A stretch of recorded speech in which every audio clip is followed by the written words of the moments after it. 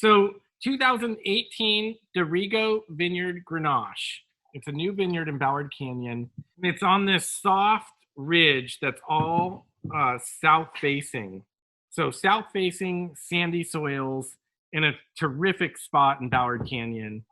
This was a new vineyard that we were working with in 2018. First crop. I've been making Grenache from Ballard Canyon for 16 years now. So I feel like I have a pretty good grasp on Grenache as well as you can. Um, but this wine we did, I always do with Grenache.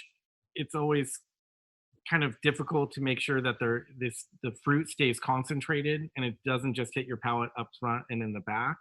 And so I always do a certain amount of a juice bleed off at the fermenter, and that kind of gets kicked out a little bit into kegs. But really, the idea is to concentrate the wine, and the whole time, I want to concentrate the wine, and I want the wine to show front to back with kind of no missing pieces in between.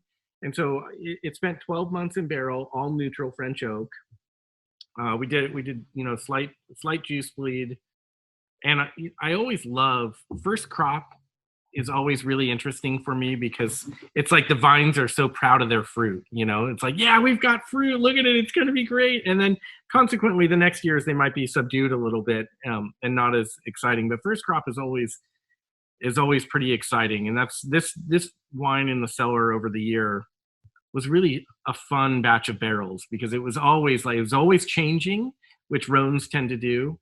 But it was always alive and bright. And so when we went to bottle this wine, I was really happy with the expression. Grenache kind of has that kind of bright red berries component. It's really fruity and I get like a little cocoa on my nose. It's so Yeah. There's so much going on in This this has wine. so much texture. A lot of clay. yeah. And then on the palate, I get these spikes of like white pepper, Yeah. and it's got this fuzziness, and it's not overly fruity. I get like almost more of like a reduced like mushroom quality.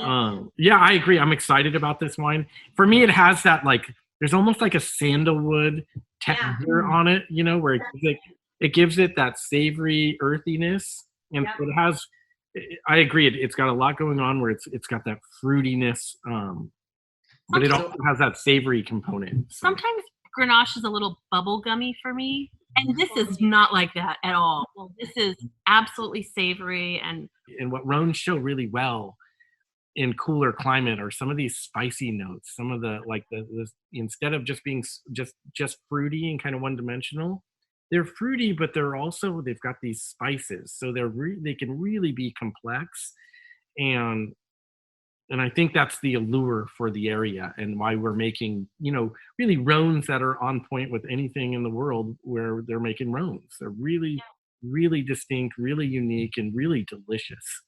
I think it has a really beautiful life in store for it. Right now it's been in bottle now, and we're tasting it, and it's been in bottle for a month.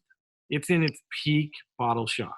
It's as closed. I can't even believe that because it's so good. Oh, it's going to be so beautiful as this opens up and sort of blossoms like a flower. It's going to have so much to give and so much life.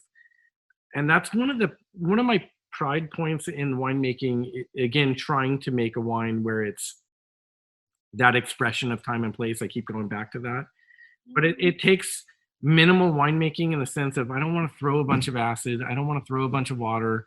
I don't want to throw a bunch of oak. I don't want to do all these things that you can kind of manipulate and change something that can be very good.